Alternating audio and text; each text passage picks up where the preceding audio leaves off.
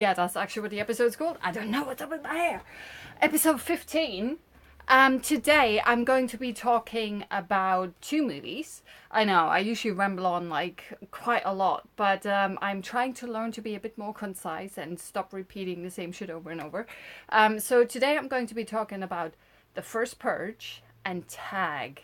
So those are the two films that, bear with me a second. Let's see if this is... Alright, we are live, so this is always good. Feel free to pop into the chat. Let me know what you think about those films, about anything else. I'm going to start off straight away, as per usual, with news and trailers. Today, I'm not really talking about any trailers, but it's just a news section. And the first thing is something that I'm really excited about. M. Night Shyamalan. Now, I know he's quite divisive and stuff. Like, a lot of people... when he came onto the scene with Sixth Sense, everyone was like, whoa, that just blew my mind. That was fantastic. That was amazing. Wow, wow, wow. And I was one of those people. I really, really liked it. That twist at the end. And then you rewatch the film and you can see how all of that is actually coming together. And how you can see that this is... It goes through the entire film. Like, it really holds up when you know what's going to happen. And you can see that, you know, throughout the entire film. And then obviously that twist, which I'm not going to give away, even though the film is like, what, over 20 years old now. But, or just 20 years, something like that. And then he did a couple of other films, and he's kind of known to using the same shtick over and over. There's always like one big ginormous twist that just like turns everything upside down, the entire world, the entire universe that you've been introduced to. And he kind of made a career out of that. And sometimes it works and sometimes it doesn't, in my opinion. There are some films that I really, really love. And there are others where I'm like, dude, you really need to... Like, you're better than that. You're not just Mr. Twist. You know, you can come up with other stuff. So I have kind of a bit, like with trailers, like a bit of a love-hate relationship with Shyamalan films. Even though I like Signs, not Signs. I liked The Sixth Sense. Signs was alright. I really, really liked Unbreakable, which was not, as far as I remember, it was not a very successful film. And then 2 years? Split came out 2 years ago. Was it last year? Was it 2 years? I don't know. Time really flies. Anyway, it starred James McAvoy, and it was Shyamalan's latest film called Split, and it was about James McAvoy played the lead character. Can't remember his name, but he suffered from multiple personality disorder, or DID, dissociate identity disorder, or something like that. And one of his 23, I think, personalities was someone called the Beast, and he had kind of supernatural powers. And in case you haven't seen Split yet, I'm going to spoil the ending a tiny bit, because there's a huge reveal at the end, which kind of, like, everyone just went, whoa! The film itself is really good, really interesting. I really, really enjoyed it. And then at the very end, if you've not seen it yet, we meet, I can't remember his name. The guy who, well, Mr. Glass, obviously, who's played by Samuel L. Jackson in Unbreakable, and Bruce Willis's character, what was he called again? He was just called Dunn, I think, in Unbreakable. And they had this whole thing, like, Unbreakable was Bruce Willis versus Samuel L. Jackson, who's Mr. Glass, right? And they made, at the end of Split, Shyamalan made this connection between Split and Unbreakable, and it blew everyone's mind. And now, boom, they've just released a trailer. No, what I'm trying to say is they released a poster for Shyamalan's latest film, which is going to be Glass, which is how Split and Unbreakable come together. So you have Mr. Glass here on the left, played by Samuel L. Jackson, and then you have Beast, who's like really workouty kind of dude, which is the lead in Split, played by James McAvoy, and then you have Dunn here, who was played by Bruce Willis, who shows up at the end of Split, thereby bridging those two films, which blew everyone's mind when Split came out, because no one really expected that. No one really thought that Shyamalan was working on like a a compact universe that he's created, that several of his films will be playing part in the same universe, the same setting, which is obviously really exciting. He's going to be at San Diego Comic-Con, which is why this poster was released. And I already love it just because of the color coding, and also that it's all about their alter egos, you know, their superhero personas. You don't see them as real people, like they're cut off. It's all about their true underneath self, and I really, really like that. Plus the color coding really appeals to me. I don't know why. It's just different, because usually you always get like this green orange stuff, and now this with 3 colors is definitely very different. And the tagline is, "You cannot contain what you are." And it's going to be really, really fantastic. I think, obviously, I mean, glass could be absolute shite, you never know. But I'm really excited for that. And when that poster came out, I was like, oh yeah, I remember now why I was so into Split. I loved Split as a standalone film, but when that last few minutes, when you see Bruce Willis's character, I was just like, whoa. It was amazing. I really enjoyed that. So I can't wait to see that. Love that tagline, "You can contain who you are." Like I said, I love Unbreakable, even though I haven't seen it ever since it came out, like whenever that was, like almost 20 years ago. And then Split was fantastic, and James McAvoy, if you haven't seen Split, just for his performance alone, it's fantastic. If you've ever seen Toni Collette in United States of Tara, which was a TV show, what was that, like maybe 10 years ago? It also had Brie Larson in it, which is the very first time ever I've noticed Brie Larson, because she played Toni Collette's daughter. And I remember thinking, I was like, that's a really powerful young actress. I'm gonna remember her. And obviously we all now know who Brie Larson is, right? She was always fantastic. I really, really enjoyed her performance in that before she made it big. And she was already really solid. But then Toni Collette, she played Tara, and it's called United States of Tara because she suffers from, I don't know, a handful, no, more than a handful. I think maybe like a dozen different personalities. So she has DID as well, just like James McAvoy's character, which is why I was thinking of that. And it's just a really interesting thing for an actor to play, because you play basically entirely different, unconnected characters that are sharing the same body, the same brain. And it's really interesting to see someone depict that, and all the kinds of really opposing and contrarian and different ends of a spectrum of what characters can be. Like, they can be so different. And some of them are a bit weird, and some of them are really realistic, and others are a bit like, I mean, obviously they had to get James McAvoy to play a woman as well, and he plays a little boy, which was creepily fantastic. So yeah, check out Split. Can't wait to see Glass. I've been rambling on about Glass for like 5 minutes or something, but yeah, I'm really, really excited. By the way, that's apparently going to be released January 18th. So next year. It's basically just half a year away. I didn't even realize they had already gone into production. I assume they're already done shooting us and they're in post right now. I had totally forgotten all about this film, and now I'm totally excited for it again.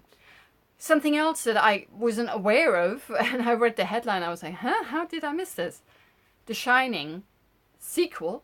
I didn't even know there was a sequel in the works, right? I didn't even know there was a sequel that existed, right? It's called Doctor Sleep, and they've added the latest cast member to it, and that really got me excited, because that cast member is Rebecca Ferguson. And if you don't know who Rebecca Ferguson is, most notably, she was in the previous Mission Impossible film, Rogue Nation. She basically stole the show in that film. Like, even like Tom Cruise had no chance. And I like Tom Cruise in Mission Impossible films. But she was fantastic. And I think I mentioned it on a previous show the last few weeks. She's the only female cast member in a Mission Impossible film ever to come back. She's coming back in the next one. I can't remember what it was called. Fallout? I think it was called Fallout. It's coming out in the next few weeks. I'm really excited for that. Can't wait to see that. I love the Mission Impossible films because they're good action films. They usually have a decent, solid story. They're quite entertaining, sometimes a bit stupid, but I usually find them really entertaining. And what I really love about it is that Tom Cruise is a nut job when it comes to stunts. There's just nothing he won't do. And his stunts, it's like Fast and the Furious, where it's like the next Fast and Furious, like we dropped out of planes in cars. The next Fast and Furious, I said, is going to happen in space, and I think I might not be too far off. So with Mission Impossible, it's kind of the same thing, but the stunts are all really realistic.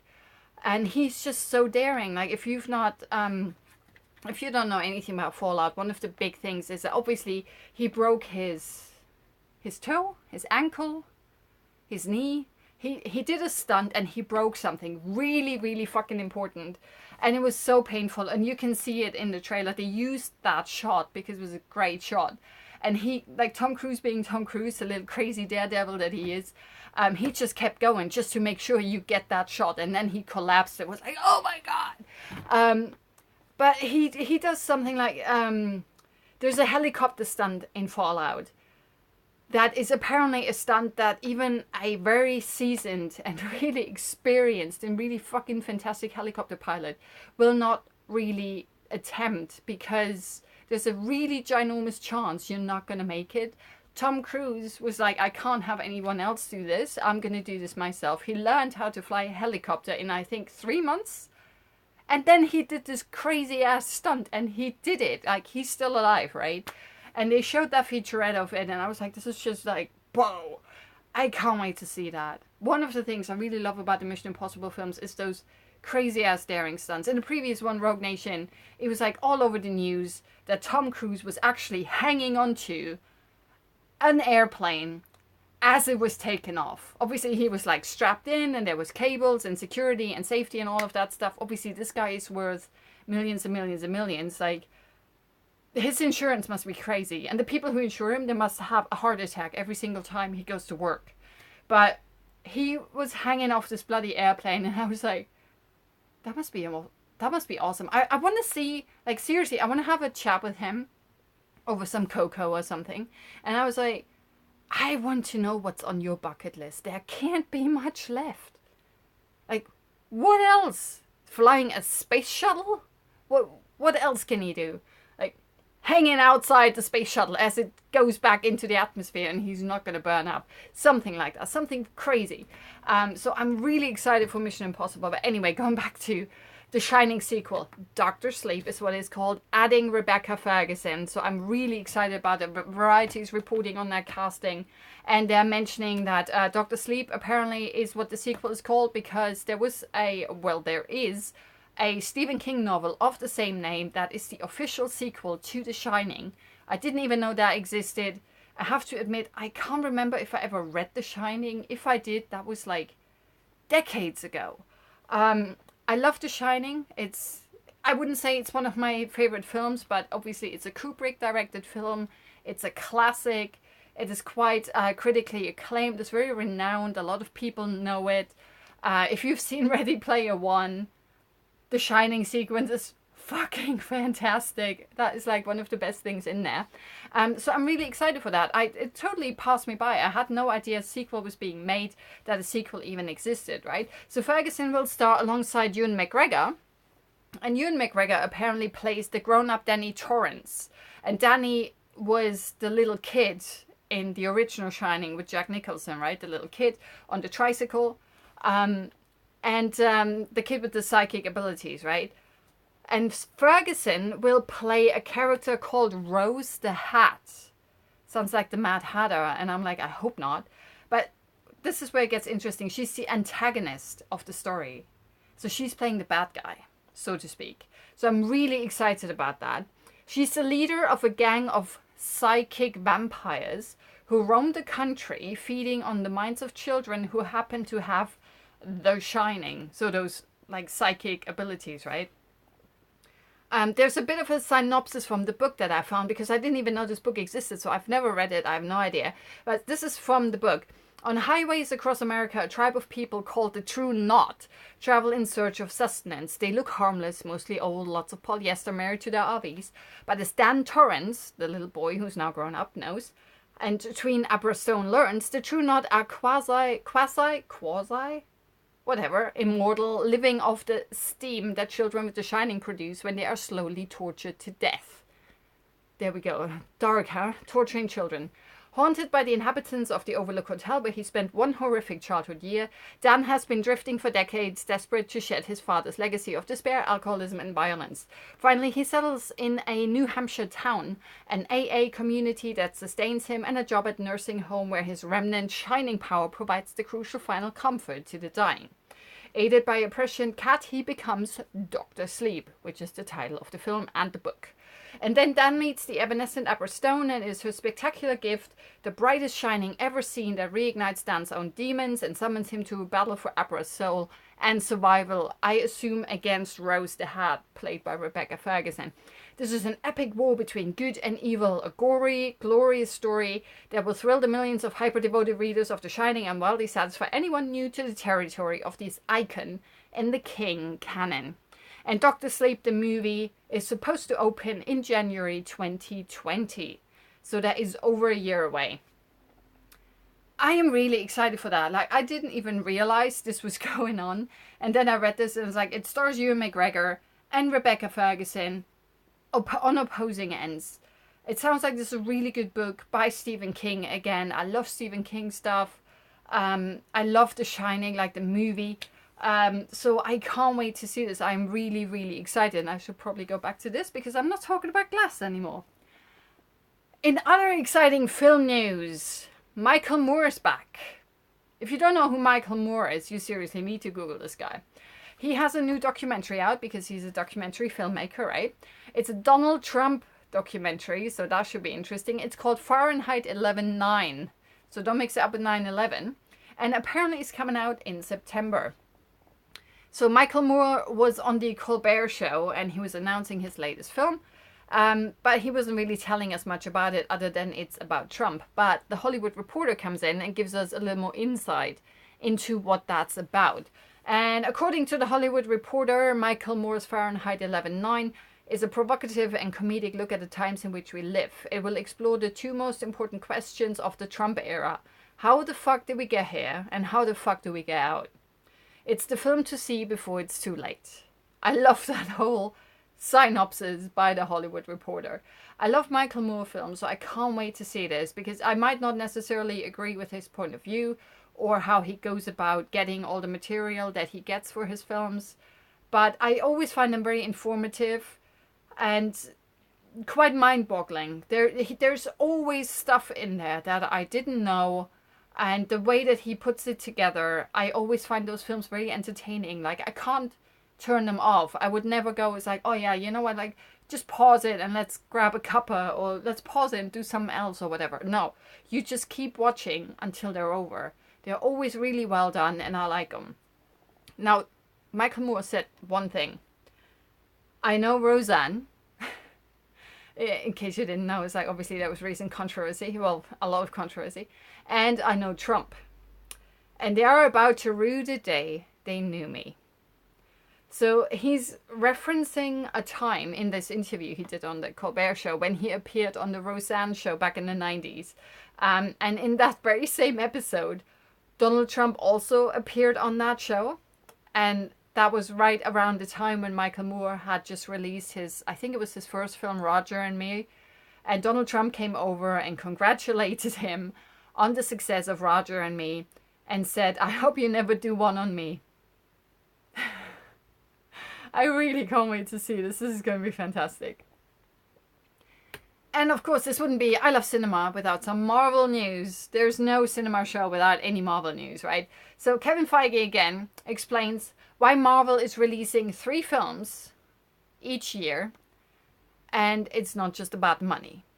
So he was talking to Cinema Blend. Feige basically laid out why Marvel is going to be releasing 3 movies a year for the next few years. This is kind of like their release structure. This is their release schedule. There will be 3 Marvel movies every single year. And he said, it's one of the reasons we've expanded to 3 films a year, so that we could do the sequels to films that people have responded to, as in like Captain America and stuff. Because we love to make continuing stories with characters people have responded to, but also keep doing the stuff that nobody's ever heard of. And people go, why are you doing that? That's fun. And that's what Phase 1 was built on, Phase 2 was built on, Phase 3 was built on. It's having that whenever we announce the next year, 2 years, 3 years, 5 years, whatever we're going to announce, there will be plenty of those that maybe people in the know, like, you know, certain comic geek fans will know what they are. But the world at large, like me, who doesn't know anything, will go, what is that? Why are they doing that? That's exciting for sure. And I agree.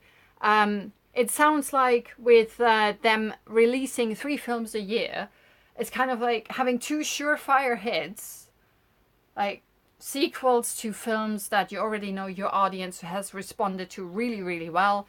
And then you can have 1 film that you're bringing out, and that is just like, you know, a Hail Mary, whatever. You just like, let's throw that out to the masses, see how people respond to it. Do they like it? If they like it, then that's great.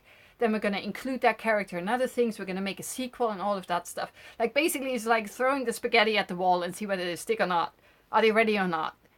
And I think it's really cool for them. It's not necessarily about the money, because they release 3 films. 2 of them sound like surefire hits. They're going to make like $1 billion, over $1 billion. They might even make $1 billion each, whatever it is. But they're definitely going to make $1 billion with 2 films. And then you have 1 film that might just make 100 million, which to Marvel is not a lot of money. To other films, it'd be like, fantastic. So I think that hopefully, I mean, I hope that that means they're going to be showing, like they're going to be experimenting a lot. They're going to show more variety and diversity, and are going to like bring out stuff that they would not usually bank on.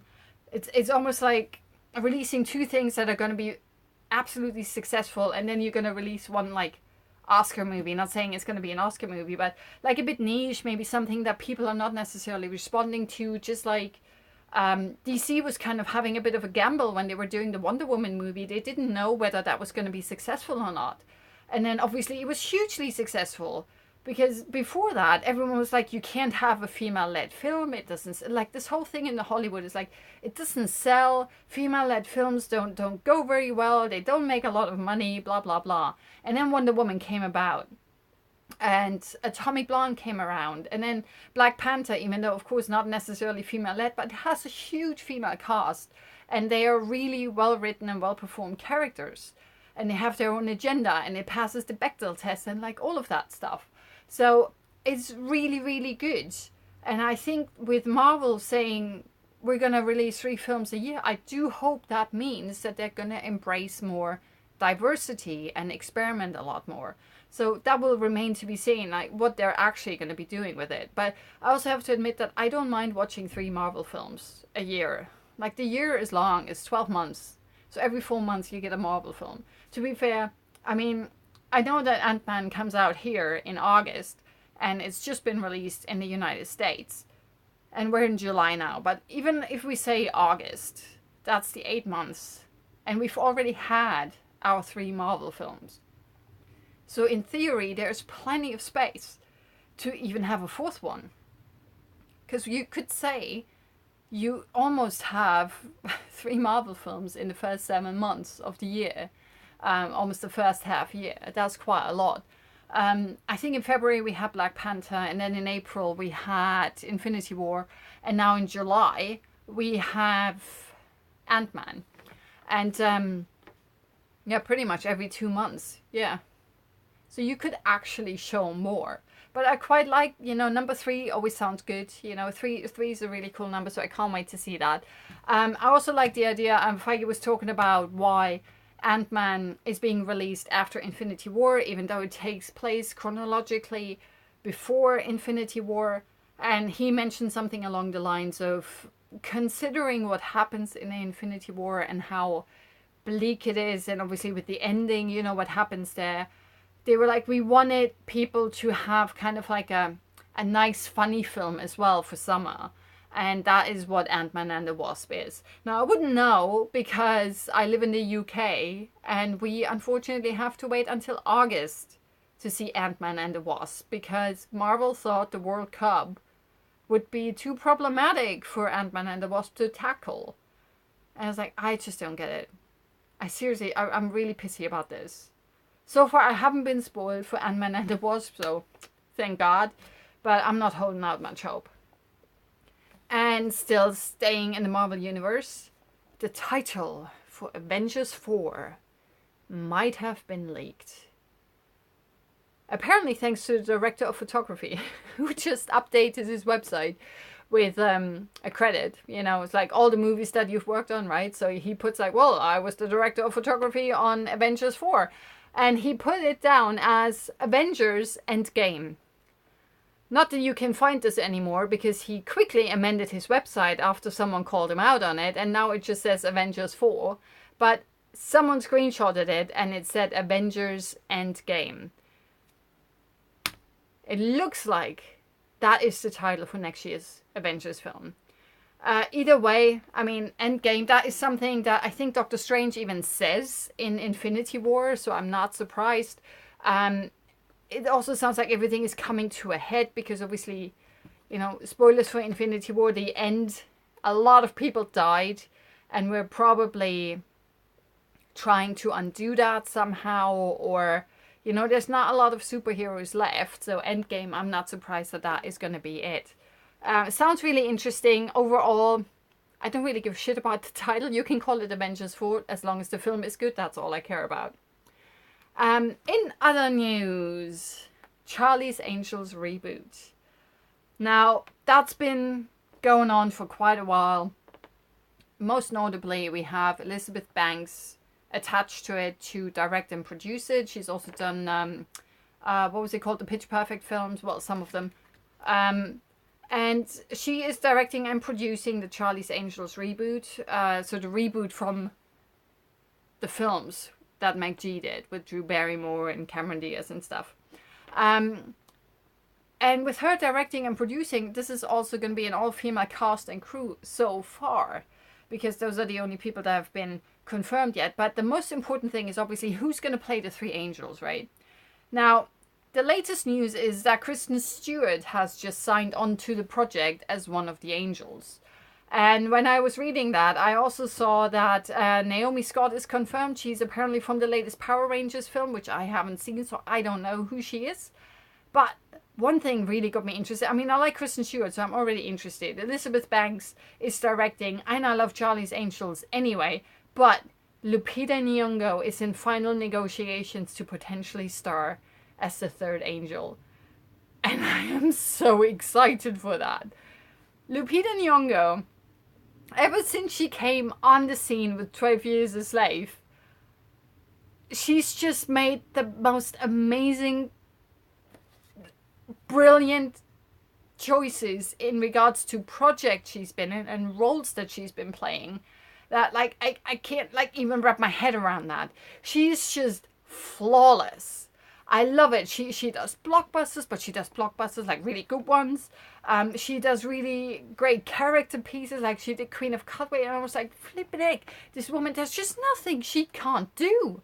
She is just, where have you been? Like, seriously, woman, you're amazing, you're fantastic, you're on the list, this famous list of mine, of actresses and actors and directors, that if I hear their name associated with a project, I'll be watching. For sure. I will watch this. It doesn't matter what it's about, when it airs. I don't care. If they're attached to it, I will watch it. And Lupita Nyong'o is in this. Of course I'm going to watch it. Also, it's about Charlie's Angels, 3 female leads. Of course I'm going to watch this, right? It's expected to hit theaters June 2019. They haven't even started shooting yet. And it's a year or less than a year away. So I'm like, I'm not sure. But, you know, if you ever shoot anything in London or surrounding areas or anywhere in Europe, call me. I'd play a great pizza delivery person. Or anyone, you know, a day player, a one-liner, someone at an ice cream parlor, whatever you need, right? Hey, I can even play an evil henchman. I play evil really well. I'm German. we play evil really well. So call me. Elizabeth Banks, you got my number. Or you can find my number somewhere on the internet. And other big blockbuster reboot, sequel, thingamajig news. Top Gun Maverick, right? We were talking about Tom Cruise has started production on the Top Gun sequel. That Val Kilmer will be back. Everyone's excited for it. I need to speed this up. It's already past. Bam! We have now cast Miles Teller as the son of Goose. Now, if you don't know what this means, you've never seen Top Gun, because famously in Top Gun, which is a film from the 80s starring Tom Cruise and Val Kilmer, Tom Cruise's Maverick, his best pal, Goose, dies in the film. And he has a small son, and that is now being played by Miles Teller. Variety reports he signed up for this role. That means that he's going to be reunited with director Joseph Kosinski. They were working on the film Only the Brave, which was, was a decent flick, but nothing to report about, really. Apparently, Nicholas Hoult and Glenn Powell were also in talks for this, but Miles Teller got the role, probably because he'd already worked with the director, so you never know. I like Teller, he's a great actor, but he's not really known for being very successful in blockbusters. The Divergent series was it was like he really didn't want to be there. He's more of a character actor, he's more of an art house kind of a person, so it will be very interesting to see how he fares next to Tom Cruise. And last but not least, I've just read this before I started with this live show. Idris Elba will play the villain in Fast and Furious spin-off Hobbs and Shaw. So Idris Elba will work with The Rock, which is fantastic. So Variety reports Elba is in final negotiations to play the villain in Hobbs and Shaw, which is the spin-off. No details about the character yet, but The Rock tweeted, and I quote, "He's a bad man. Welcoming my dude Idris Elba with tattooed and open arms to our Hobbs and Shaw Fast and Furious spin-off movie. Every hero is only as good as their villain. Cue the music. Let's dance." I am so excited. I can't even tell you. I love The Rock. And Shaw obviously played by Hobbs and Shaw. And Statham is in it. And I love Statham in the Fast and Furious films. In the last one, that whole thing with the baby on the plane, I was like, Statham is just awesome. I can't wait for the Meg. So stupid, but it's going to be awesome. And then you bring in Idris Elba, and I love Idris Elba, and he's just, this is going to be good. I can just tell this is going to be good. More good people are added to this. This is just going to be awesome. So I'm really excited for that one. And on this high note, let's go into the first review of today's show, which is, BAM! The First Purge. For July 4th, which I think is hilarious because that is, hey America, happy Independence Day and all of that stuff. It's funny that this movie comes out on your Independence Day because, let me just say, this film is not what I expected. I've seen the first two Purge movies. I didn't see, what was it called? Anarchy, even though it starred Elizabeth Mitchell. I love Elizabeth Mitchell. I've got it lying around here somewhere, but I haven't watched it yet. I missed it in cinemas. I think it was last year, and I was really bummed by that because I love the Purge films. This one, really, really political in a weird way, and it was interesting to see this come out on your Independence Day because you guys really need to pay attention to this in case you didn't know what the hell is going on. This film is a tiny bit too realistic for my taste. It's almost like it's showing us the immediate future. It's really, really bizarre. So there's a synopsis for the first Purge, in case you haven't seen any of the trailers. To push the crime rate below 1% for the rest of the year, the new Founding Fathers of America, which is a political party, test a sociological theory that vents aggression for one night in one isolated community. But when the violence of oppressors meets the rage of the others, the contagion will explode from the Tri-City borders and spread across the nation. Now that's a bit of a weird synopsis for this film because that kind of sets up what happens after. So the first Purge obviously is a prequel to any of the other Purge movies because it is the very first Purge. This is when they come up with the idea, when they trial the idea of having a purge. And the whole idea behind it officially is that they want to see whether people would take to having a 12-hour window where they can just vent all their anger and frustration and commit all the crimes that they want to commit without there being any consequences. Interesting idea, interesting experiment. And I think this film could have been, it's almost like the Stanford experiment. If you don't know what that is, you need to Google that. Psychology, human psychology, is just something very fascinating and interesting. And just to see, like, just human psychology on a single person level, on an individual level, and then human psychology on a group level, where you look at like a group of 1,000 or a group of 100,000, and how they behave. And the film is kind of trying to depict that, and is trying to be very highbrow about it as well. It's like a lot of the stuff that they bring up there is very fascinating and interesting. Why can't I say interesting? I want to say industry, and I was like, it makes no sense. The film itself, like I said, I was really, really surprised. It stars a lot of people who I've never heard of before. There's Ilan Noel, I'm not sure if I'm even pronouncing his name right. Lex Scott Davis, Joyman Vade, Mugga, Lauren Bellis, Kristen Solis, Marissa Tomei was the only one who I knew. She plays the architect who comes up with the idea of the purge. So she's a psychologist or something. And she was like, we could maybe potentially trial this. So one of the things that I thought was really interesting is that when the film starts, they show a lot of real life footage where everyone's blurred out, where they're basically saying like, well, crime rates are going up, employment rates are going up, like everything's going to shit. Then there's a new party on the scene, which is called the New Founding Fathers of America, the NFFA, who are clearly a stand-in for the Trump administration.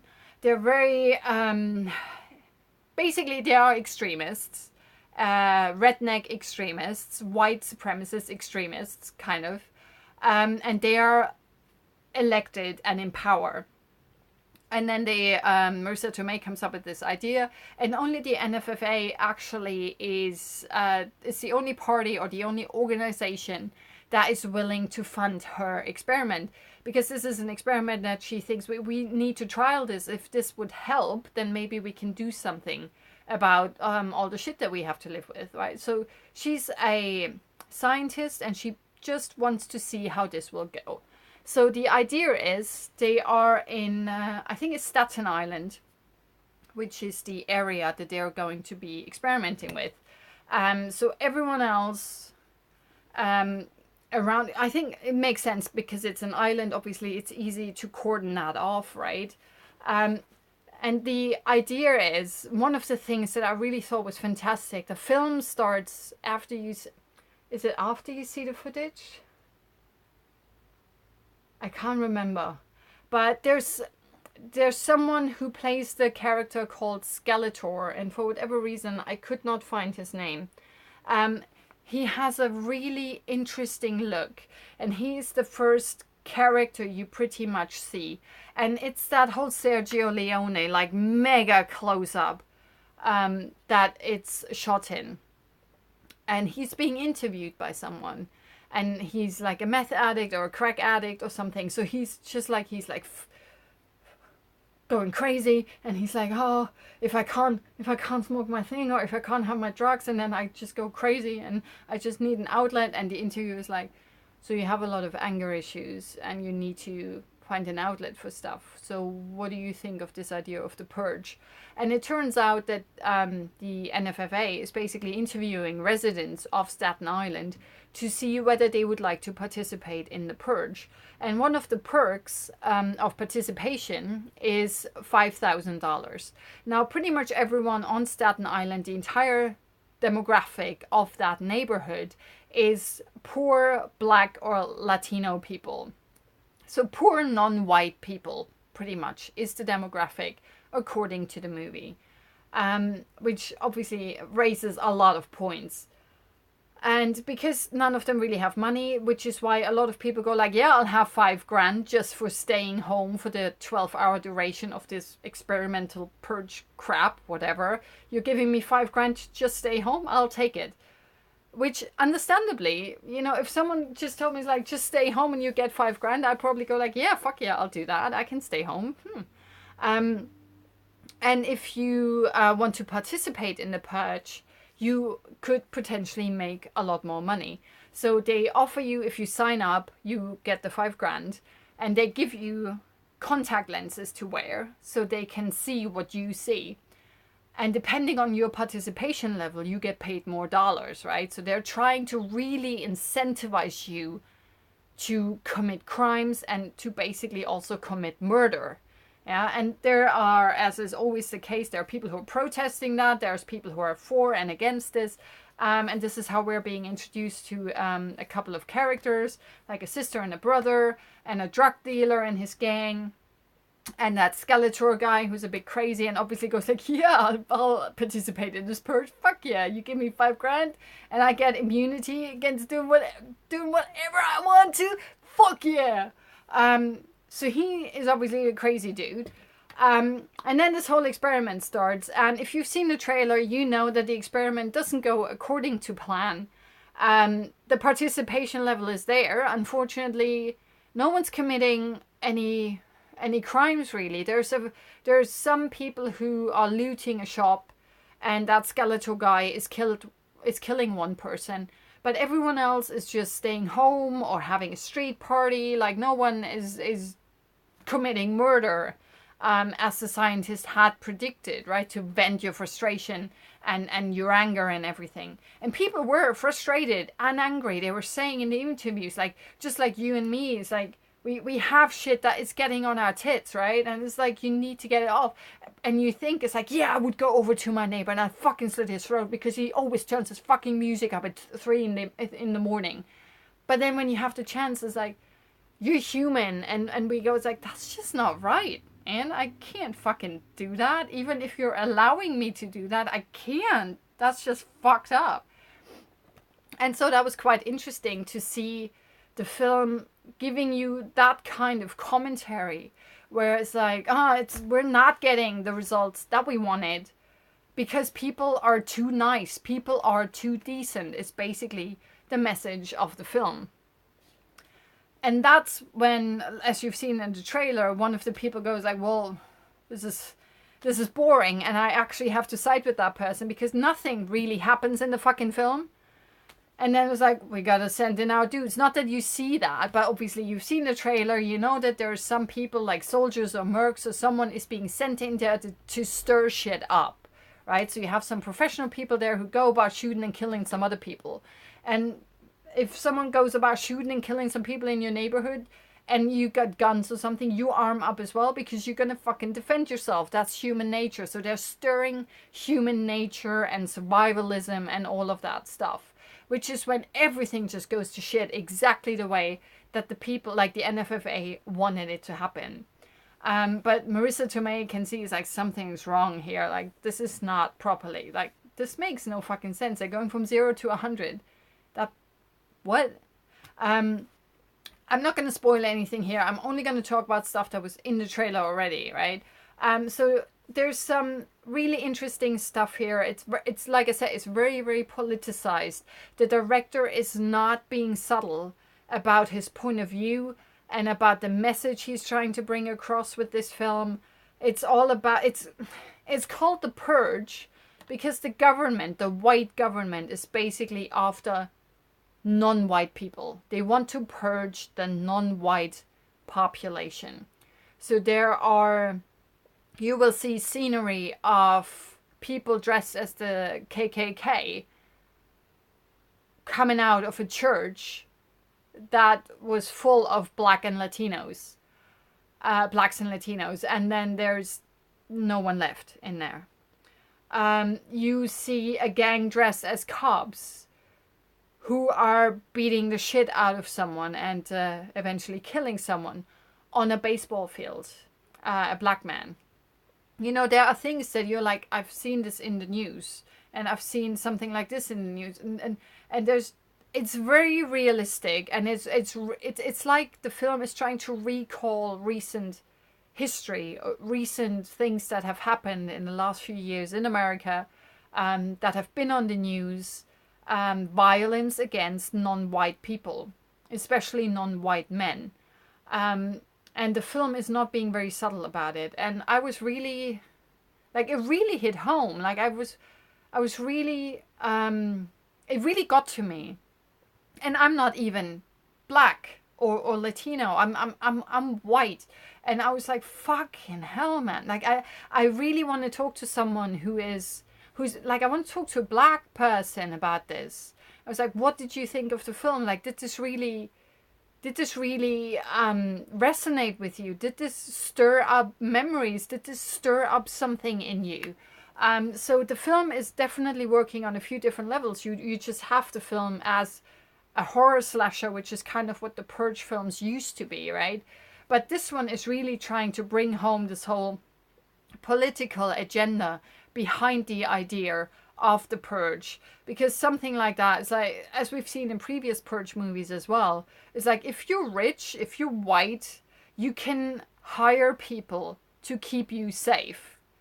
Maybe sometimes they turn on you, but you know, if you've got the money, if you've got the means, you can kind of safeguard yourself against something like the Purge. But if you're poor, which is usually demographic wise non-white demographics, then you don't have the means to keep you and your family safe, meaning those will be the victims.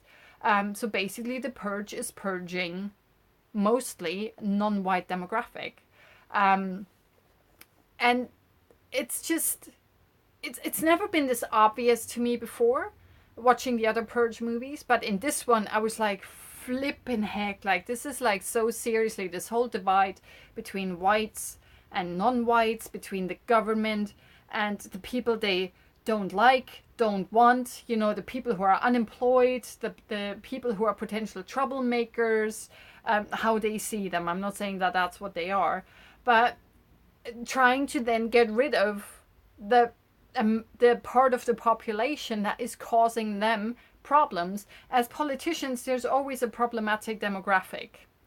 And that is kind of what they want to purge, what they want to get rid of. And it's getting very, very political because of that. And that's why the film gets very, very uncomfortable. So it's not like you watch Scream or Saw and it's just an entertaining slasher where you're like, oh my God, the horrible things that they come up with. This goes so much deeper because it is almost too realistic, because we kind of live in this world right now. We're just not officially having a purge. We're not calling it that.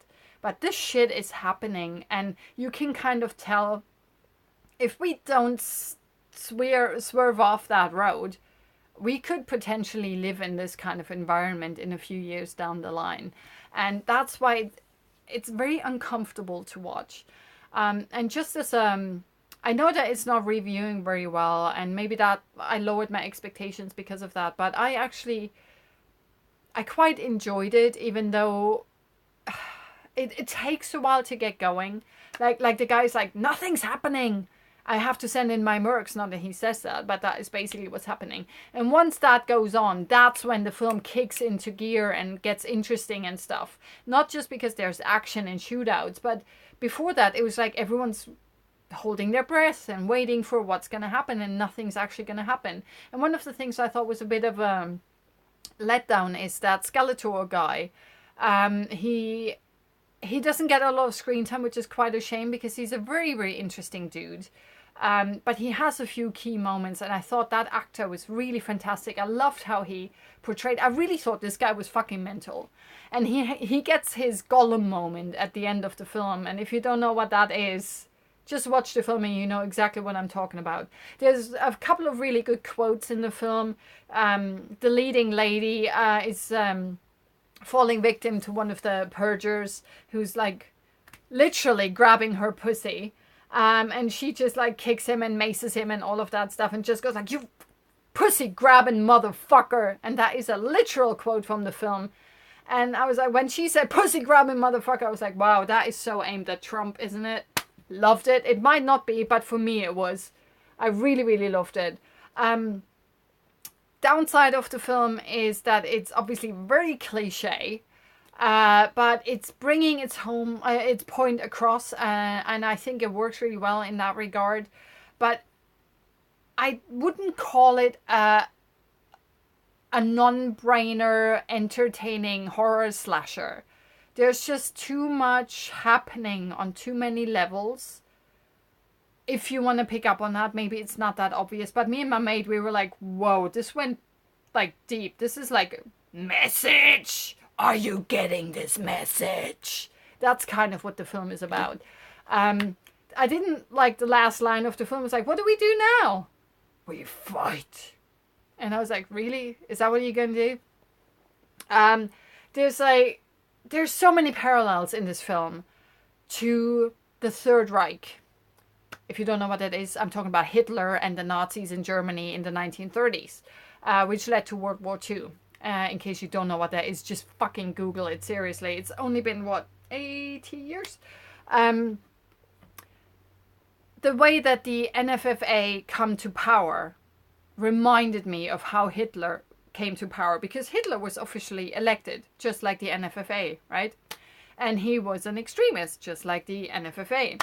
And just in case, if you think I'm taking it too far with white supremacy and stuff, the KK fucking K is in this film.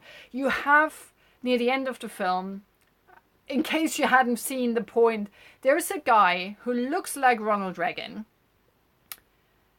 And he wears a fetishized SS officer uniform. If you don't know who the SS is, Google SS Hitler Third Reich. It is just, when I saw that, I was like, it's not just a SS uniform, it's a fetishized SS uniform. It's like this like shiny plastic. It's like he should be wearing a ball gag as well. It's just really, really bizarre. I was just turned to my mate and he was like, whoa. I was like, yeah. It's like, in case you didn't get the fucking point, bam, there you go. There's your fucking point. Overall, I liked it, but it's an uncomfortable watch. And the first half, it really is a bit boring. It's like, just like everyone is saying, it's like, nothing's happening. No one's purging. What the fuck? And that, I think that whole setup takes a bit too long. Also, the real hero of the film is the drug dealer that we meet at the start. I couldn't really emphasize with any of the characters. I was not emotionally involved. It was almost like I was watching a documentary, considering I was talking about Michael Moore earlier. It was like I was watching a Michael Moore documentary. I have to wrap this up. So with the drug dealer, at first I was like, he's going out to protect the neighborhood, when he realizes there's squads of mercs running around. I didn't feel like he was doing that because he was being a good guy or he cared about the neighborhood. He was like, they're killing my customer base. What the fuck, man? That's what I thought at first. And then once it gets personal, when it's the ex-girlfriend and the brother who are in the tower, who are then being surrounded by the mercs, by Mr. Ronald Reagan lookalike SS fetish uniform dude, that's when the drug dealer kicks into action and he kind of turns into Rambo and John McClane at the same time. He even gets this whole like, I'm wearing a sweater and I'm wearing my leather jacket over it. Oh, I'm getting rid of my leather jacket to put it over this corpse, and I'm getting rid of my sweater because, oh, you don't need it? Oh, it's all right. I'm good with my wife beater anyway, just so I look like John McClane. And then he just gears up like Rambo and he walks into the thing and he basically just decimates the bad guys, right? That's when it got interesting, and I really like that sequence when he's trying to get to those guys who are basically just barricading themselves in and hoping that he's going to show up in time in order to save them, because it's like a fire. They have no way of escaping. I thought that was really cool. I really enjoyed that. I thought that was a lot of fun. But overall, it was a bit lacking. There was no emotional commitment. The actors are doing a good job, but obviously the script is really laughable. The dialogue is silly and ridiculous. Like I said, the last line, I was like, what the hell is going on with that? Overall, everything screamed Hitler, Third Reich, final solution. And it leaves a bitter taste in your mouth because obviously some people survive, some people die. And as we all know, it's the first purge of many. So the experiment is a success and they're rolling it out across the entire country. Basically meaning the bad guys won because they wanted the purge. Now they have a purge 12 hours every year where they can kill people they don't like. Which, according to this first one, mostly will be aimed at non-white people. So it's a very uncomfortable watch in that regard. I wouldn't call it very entertaining, even though there's some fun bits in there. There's some really good action and some good shootouts, especially the last half hour I really enjoyed. But overall, nothing like the other Purge movies, which I thought were a lot more enjoyable because I didn't take them this seriously. This one, very realistic, and it sounds like we might be on our way to this kind of a future. So just quickly, I only have 5 minutes left for the Tag review. I do apologize. The synopsis for Tag. Film is based on a true story that was published in the Wall Street Journal about a group of grown men, played by Ed Helms, Jake Johnson, Hannibal Buress, John Hamm, and Jeremy Renner, who spent 1 month a year playing the game of Tag. Wow, that totally turned my white balance around. Oh yeah, there's Renner. Renner's running. That is what's happening. Overall, I have to admit, I did not like this movie. I did not like this movie one bit. There were sections where I was horrendously bored. The action is over the top, absolutely silly. Jeremy Renner, who is the person who hasn't been tagged in 30 years, which is why everyone's trying to tag him, he is basically a superhero in the film without any explanation. He seems to be like the most amazing special forces guy that you can think of, who has like precog special skills or something, because he knows exactly what someone will do in the next few hours, in the next few days, and which is why he's mega prepared, and he gets other people to prepare traps for them, which is why he's always the winner, because he knows exactly where someone's going to be in the next few hours, in the next few minutes, in the next few days. It's like he's got a time travel. It's like he's got Deadpool's time traveling device, and he went into the future and he knows exactly by the minute what's gonna happen, which is why he's such a fucking asshole and he's so arrogant and he's just such an unlikable character. And the funny thing is, judging from the trailer, I thought he was the protagonist, but he's not. He's actually the antagonist, and that kind of works because he's playing a very unlikable, like I said, arrogant asshole. I did not like him. Maybe if a different actor had played the role who's a bit more charming and captivating, it might have worked. But Renner, it didn't take me long to hate his fucking guts. Seriously. He got so annoying. I just wanted him to die. I just wanted him to leave. I didn't want to see him ever again. It was absolutely horrible. I have to admit there are some good bits in there.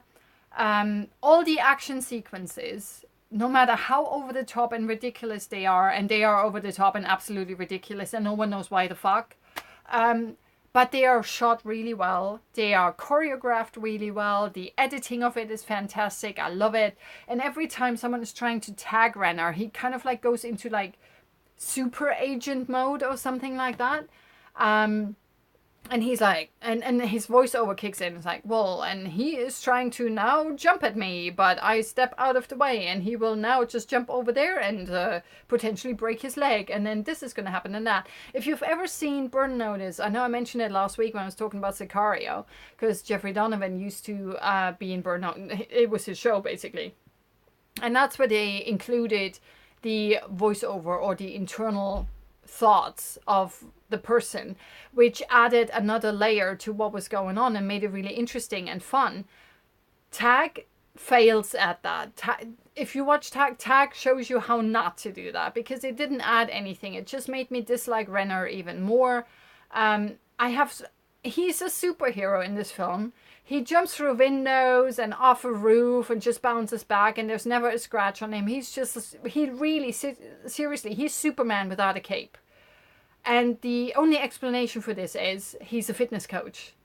And I'm like, what the fuck?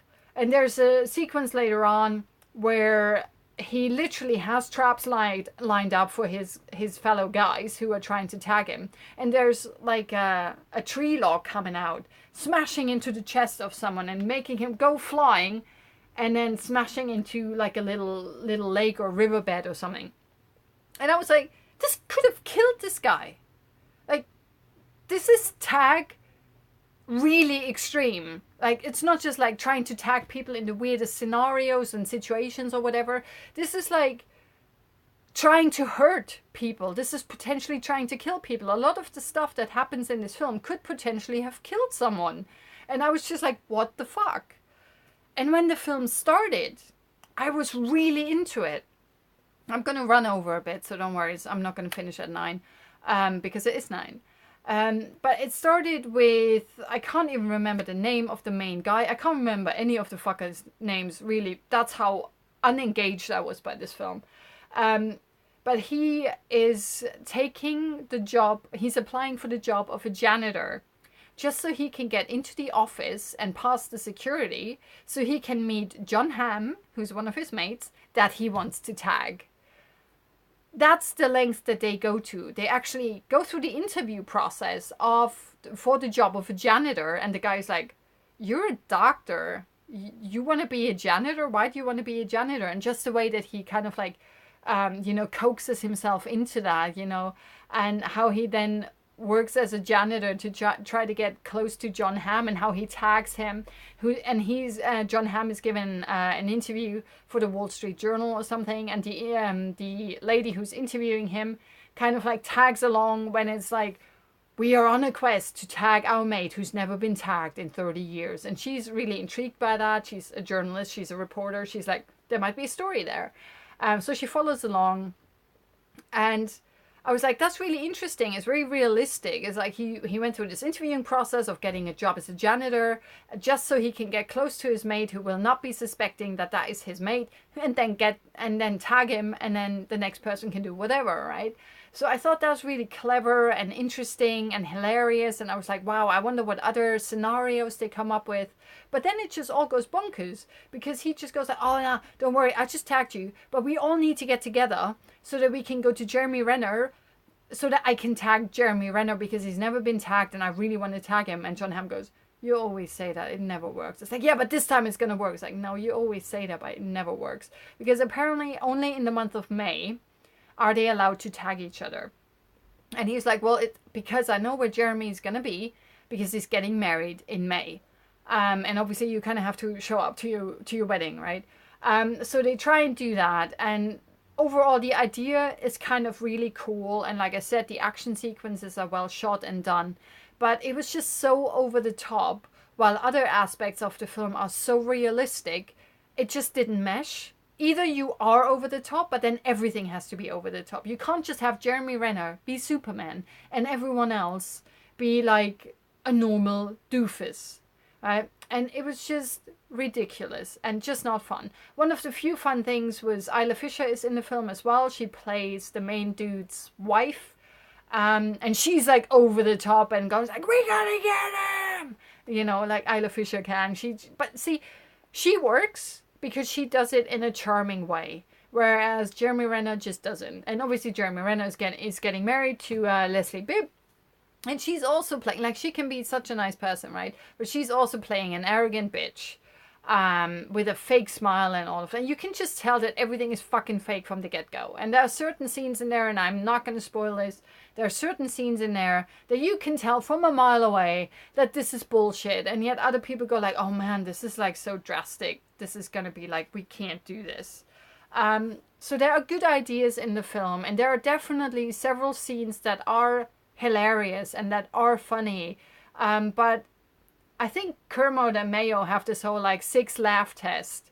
I didn't laugh 6 times, so this is not a funny film. The thing that had me laughing the most was when the journalist was saying, this is why print journalism is dying. And I fucking agree, because this film is absolutely horrendous. It's not fun. One of the few things that I thought was fun is the last few minutes where the film kind of throws you a curveball, a dramatic curveball, that is basically only there so that Jeremy Renner stops being an arrogant asshole and hangs out with his friends. And the rest of the movie, it was just this one dude who didn't want to play with his friends and dodged them all the time. And I was like, dude, if you don't want to play, you can go fuck yourself. I'm going to play with my other mates. As you can see, there's like plenty of people here to hang out with. And they apparently know each other really well and hang out quite a lot. No one ever hangs out with Jeremy Renner, and I wonder why. Because he's an arrogant asshole who's not a team player, who doesn't play. He just goes like, haha, I'm going to show you up. I'm going to show you up all the time. Smack, arrogant asshole. And that's why I can't relate to him. And that's why I really, really hated and disliked him. And his bride as well. And I was really surprised by that. Like I said, the voiceover stuff didn't really work with me. I really hated his smugness. I don't understand why they made him so smug. Just make him charming so that at least you can kind of relate to him, or you want to be able to relate to him. You should want to be as cool as Jeremy Renner in the film, right? But because he's such an arrogant, smug ass, I really wouldn't want anything to do with this guy. I wouldn't try to attack him. I would try to stay as far away from this fucker as possible. Like, he is a party pooper. I don't like him. Not happy with this. So overall, one of the things that I thought was quite interesting was obviously it's been reported Jeremy Renner broke his arms, both of his arms, on the first few days of shooting, and most of his, therefore his arms are CGI'd in the film. I could not tell. I was looking. I could not tell. So whoever did the CGI on this, and I should have probably checked this, awesome work. I had no fucking clue. Like, even though I heard of this and I was really looking for it, it's like I could not fucking tell. And if CGI has come that far, that you can CGI someone's arms into a film that is an action film and no one notices, it's like, holy fucking hell. Seriously, anything could be fake news nowadays. They can just make us believe whatever. It's crazy. So, crazy ass stunts would have been awesome. Like, I love Jackie Chan films, and he does some crazy ass stuff, but it's always realistic. The shit that happens in here is just absolute silly and bullshit, and I just didn't care for it. I would have preferred to have seen more of the first 5 to 10 minutes. This whole, like, I'm gonna pretend to be a janitor just to get close to him, or I'm gonna, I don't know, I'm gonna wait in a portaloo just so I can tag someone. Because the real people who did this tag stuff, they came up with some crazy ass scenarios. At the end of the film, they show you some of the stuff that they actually did as real footage. And that was so much more fun and hilarious than the entire fucking film that I had just seen. And I was like, why did you make this choice of making tag so over the top when you could have just made what actually happened? Because that looked like so much more fun. I didn't connect with any of the characters. It felt like a jackass Johnny Knoxville version of Tag with proper actors. But not funny at all. I was really, really surprised by that. Let's see. Yep, that's pretty much it. I didn't really like Tag, so movie of the week goes to The Purge, the first Purge. So go and check that out. That's currently at the cinema, as is Tag. Adrift is out. I haven't had a chance to watch that yet, unfortunately, so I'm going to try and do that next week. Next week, I'm going to be talking about The Incredibles 2. Skyscraper, the new Rock Dwayne Johnson film, should be out then as well. So stay tuned for that. Hopefully I'll be able to check out Adrift as well. There's quite a lot of films coming out, so it will be chock full. I will try to get everything together a bit more concise. I'm sorry I've run over a bit, but I'm trying. Overall, I can't really say I enjoyed The Purge, but it's definitely worth watching. Tag, I felt borderline like it was a waste of time. If I didn't have an unlimited card and I had to individually pay for films, I would have wanted my money back after Tag. I really did not enjoy that at all. I think you shouldn't spend 10 or 15 pound on that. It's absolutely ridiculous. I probably wouldn't even pay that for The Purge, but out of the two films, I definitely think the first Purge is definitely the better film. but it's not as entertaining as you might think. It's not an entertaining slasher. It is too highbrow, it's too cerebral, it's too messagey. So just keep that in mind. If you're after something a bit more entertaining, well, I wanted to say Hereditary, but even that's not, that's also really uncomfortable watch. But I think Hereditary is more like, if you want a horror and a shocker thriller kind of film, Hereditary is a really good film. You might not agree with the ending, but the lead up to it, I thought was really good. Really enjoyed that. I watched it twice now, and it holds up really well with what happens at the end. Even though I think they could have changed the ending a bit, but The Purge is not your usual hacker slasher that you might be expecting. So just be aware of that. All right. So yeah, next week probably the Incredibles for sure, because I've already seen that, and Skyscraper, and potentially Hotel Artemis, because there's an unlimited screening with Hotel Artemis.